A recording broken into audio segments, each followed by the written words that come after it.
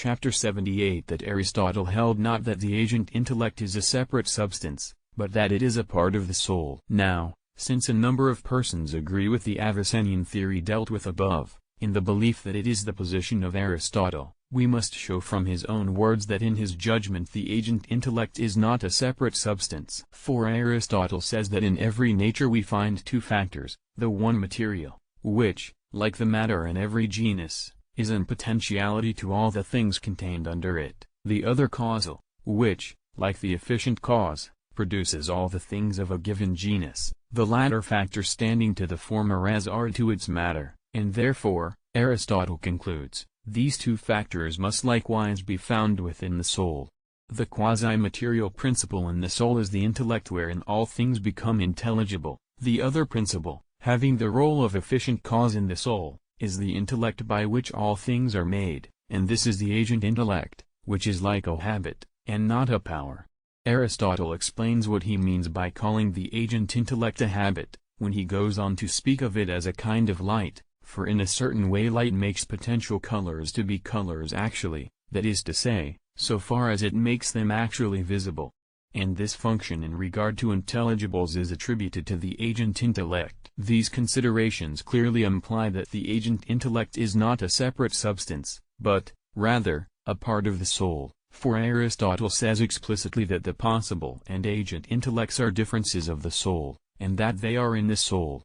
Therefore, neither of them is a separate substance. Aristotle's reasoning also proves the same point. For in every nature containing potentiality and act we find something which, having the character of matter, is in potentiality to the things of that genus, and something in the role of an efficient cause which actualizes the potentiality. Similarly, in the products of art there is art and matter. But the intellective soul is a nature in which we find potentiality and act, since sometimes it is actually understanding, and sometimes potentially.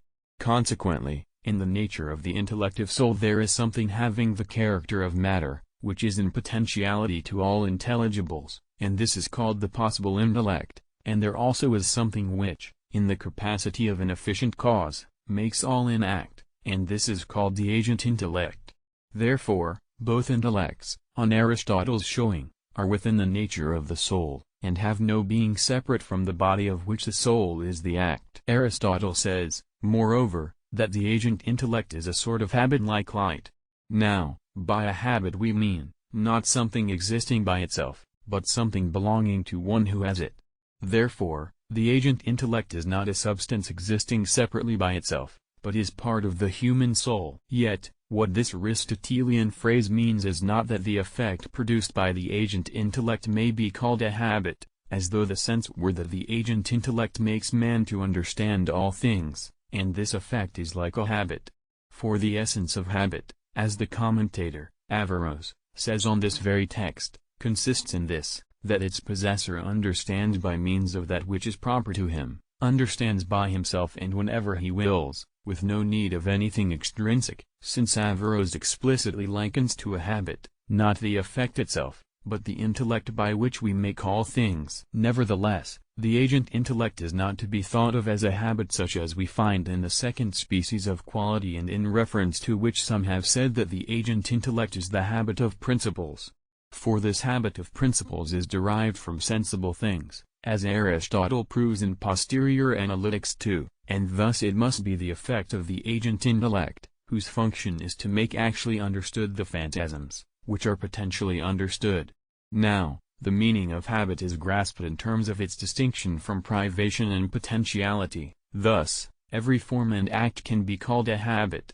This is clearly what Aristotle has in mind, because he says that the agent intellect is a habit in the same way as light is a habit. Now, Aristotle goes on to say, that this intellect, namely, the agent intellect is separate, unmixed, impassible, and an actually existing substance.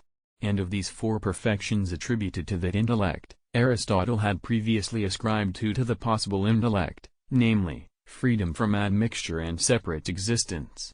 The third, impassibility, he had applied to it in showing the distinction between the impassibility of the senses and that of the possible intellect, pointing out that if passivity be taken broadly, the possible intellect is passive so far as it is in potentiality to intelligibles, The fourth perfection, substantial actuality, Aristotle simply denies of the possible intellect, saying that it was in potentiality to intelligibles, and none of these things was actual before the act of understanding. Thus, the possible intellect shares the first two perfections with the agent intellect, in the third it agrees partly, and partly differs, but in the fourth the agent intellect differs altogether from the possible intellect. Aristotle goes on to prove in a single argument that these four perfections belong to the agent intellect, for always the agent is superior to the patient, and the principle to the matter.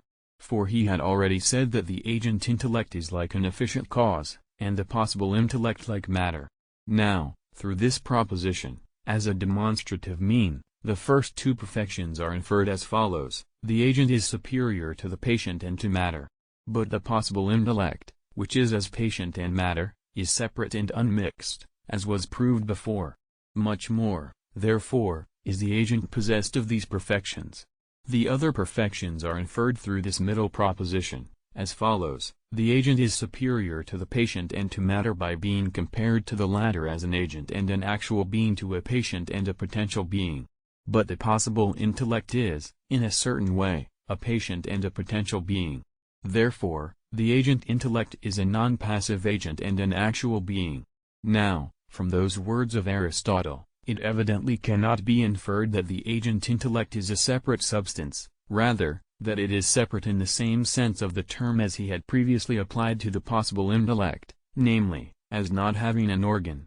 Aristotle's statement that the agent intellect is an actual substantial being is not incompatible with the fact that the substance of the soul is in potentiality, as was shown above. The philosopher goes on to say that actual knowledge is identical with its object. On this text the commentator remarks that the agent intellect differs from the possible, because that which understands and that which is understood are the same in the agent intellect, but not in the possible intellect. But this clearly is contrary to Aristotle's meaning. For Aristotle had used the same words before in speaking of the possible intellect, namely, that it is intelligible in precisely the same way as its objects are, since in things devoid of matter, the intellect and that which is understood are the same, for speculative knowledge and its object are identical. For he plainly wishes to show that the possible intellect is understood as are other intelligible objects, from the fact that the possible intellect, so far as it is actually understanding, is identical with that which is understood.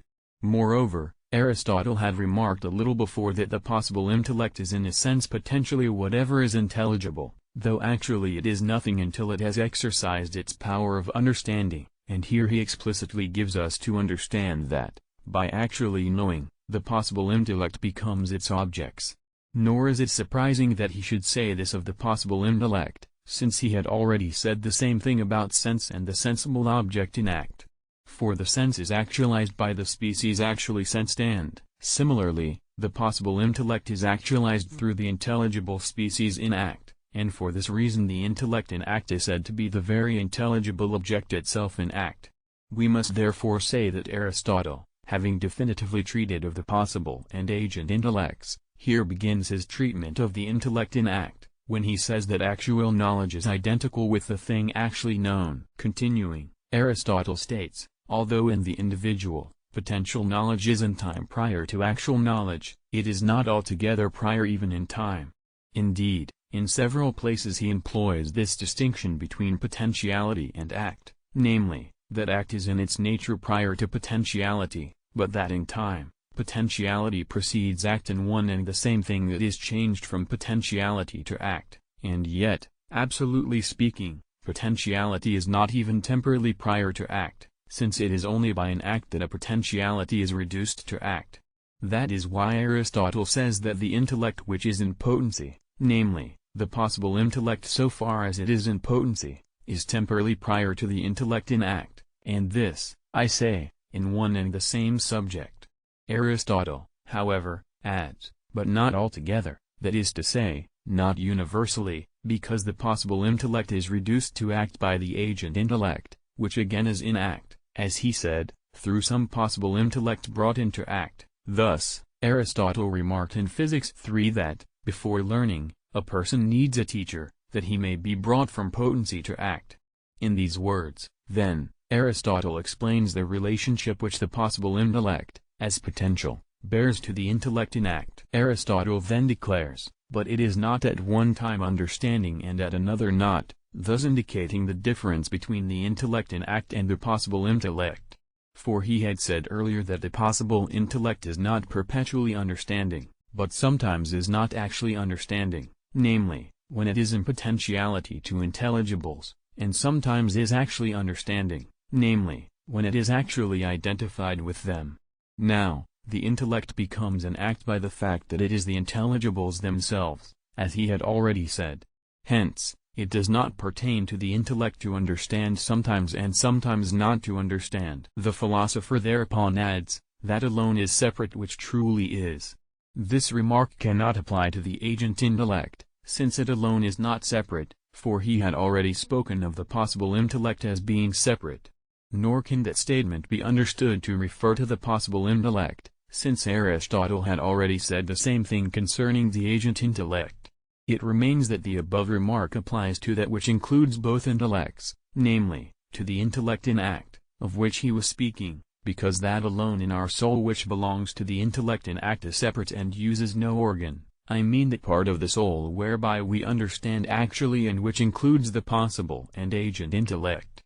And that is why Aristotle goes on to say that this part of the soul alone is immortal and everlasting, as being independent of the body in virtue of its separateness.